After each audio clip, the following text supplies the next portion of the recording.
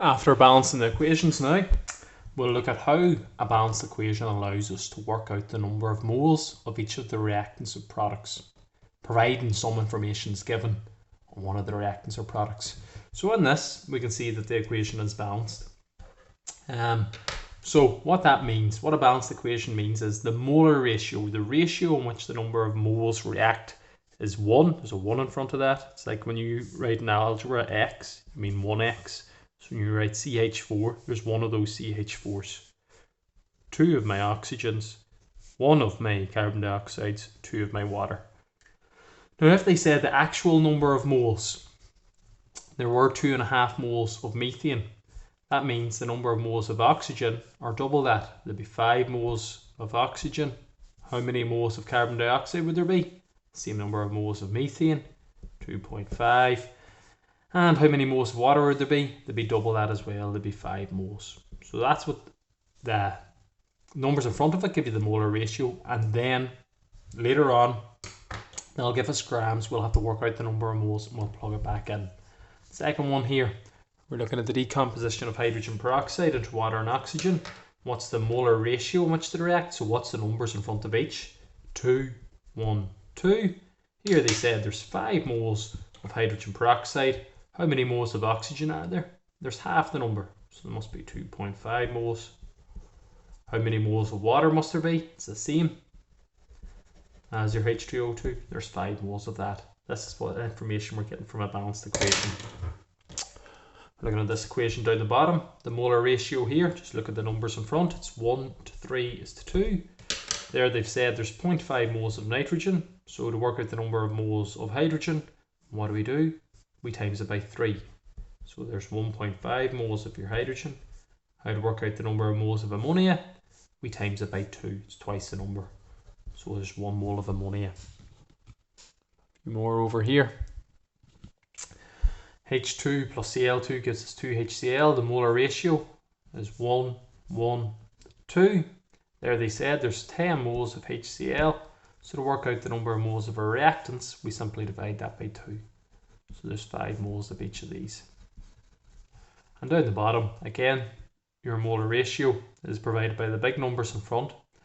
So it's 2, 1, 1, 2. They told us here there's 5 moles of sodium sulfate. To work out the number of moles of water, we double it. So there must be 10 moles of water. To work out the number of moles of sulfuric acid, it's the same, 1 is to 1. So there's 5 moles of sulfuric acid. To work out the number of moles of NaOH, is 10 moles of that. Easy, but they're not going to be that easy come the leaving cert. This is the type of question now you'll be posed with in the leaving cert. So they give you the equation once more. Straight away, what I would be doing there is the molar ratio is 1 to 2, 1, 1. Now they'll provide you with information that allows you to work out the actual number of moles of something. So it says if there's 100 grams of calcium is reacted, calculate the mass of calcium hydroxide. We'll work with this 100 grams of calcium. What do we always go back to in chemistry? We go back to moles. So we'll work out the actual number of moles of calcium. Using our mole triangle to go back to moles, divide by the mass number, which is 40, we get 2.5 moles. So there's 2.5 moles of calcium. They've asked how much calcium hydroxide is produced. How many moles of calcium hydroxide are there? This is the same because it's 1-to-1 ratio. So there's 2.5 moles of calcium hydroxide. And then to go from moles to mass in grams, we multiply by the relative molecular mass. So you just have to work out the relative molecular mass of calcium hydroxide. 1 by 40 is 40. 2 oxygens, 2 by 16 is 32. 2 hydrogens, 2 by 1 is 2. And we get 74. So times the number of moles, which is 2.5 by 74. And you get 185 grams of calcium hydroxide. Look over here on the right hand side. Again, before I even read the question, I can see the molar ratio there is 2, 1, 2. If 9 grams of magnesium is burned, what can I do with my 9 grams of magnesium? I can work out the number of moles of magnesium. So how do we go back to moles? Divide by the mass number. 9 divided by 24 gives me 3/8 or 0.375. So that's the actual number of moles. 0.375. So maybe leave a bit more space for yourself. How to work out the number of moles of oxygen? I divide that by 2. I get 0.1875. How to work out the number of moles of magnesium oxide? It's the same because the ratio is the same for them. Now what does the question ask? What mass of magnesium oxide will be formed? I've got the number of moles. To go from moles to mass, I multiply by the relative molecular mass. And the relative molecular mass of MgO is 1 by 24 is 24. 1 by 16, 16. Tally that up, you get 40. So 0.375 times that by 40. And you get 15 grams of MgO. We'll keep her lit. Try and get another 1 or 2 done. Now these are getting enjoyable, as I say. So, got a balanced equation here. Molar ratio 2:1:2. It says if you wanted 100 grams of magnesium oxide, how much magnesium? So we'll work with the number of moles of magnesium oxide that we want. Number of moles of magnesium oxide. How do we do that? 100 grams divided by the mass number, which we worked out in the last one to be 40. Gives me 2.5 moles. The actual number of moles of MgO is 2.5. That must mean there's 2.5 moles over here of magnesium. How much magnesium do we need? Got the number of moles, which is 2.5 moles.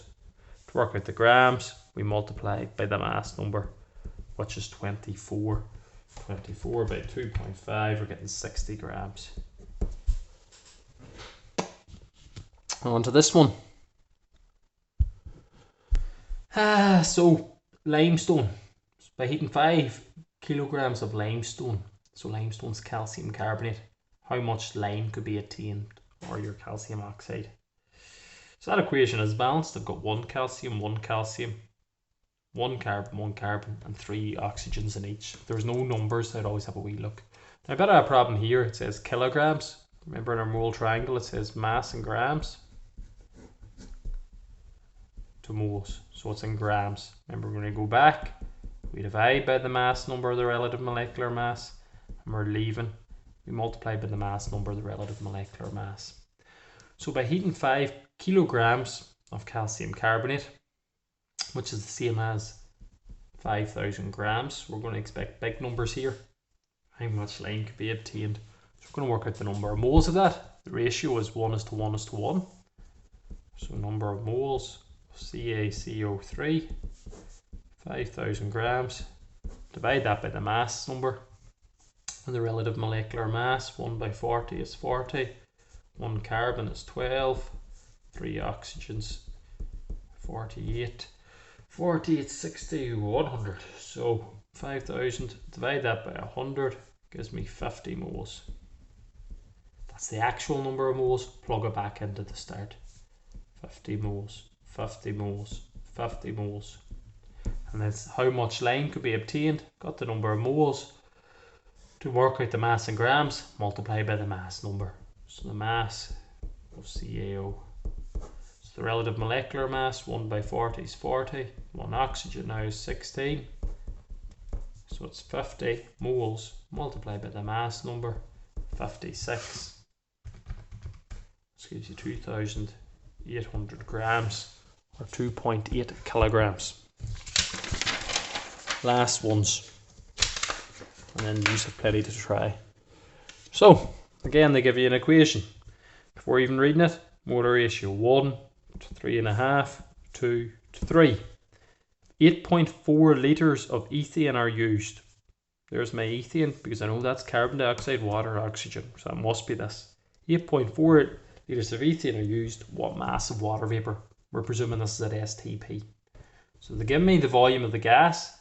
Remember another bit of a mole triangle. Volume of gas at STP. To go back to moles, what did we do? Divided it by 22.4 litres, or 22,400. So it'll work out the number of moles of ethane. So 8.4 litres Divide that by 22.4 litres. Gives me 0.375 moles. It's the actual number of moles. Plug that in up there. They've asked you how much water. So 0.375 links into the 1 to work out the number of moles of water.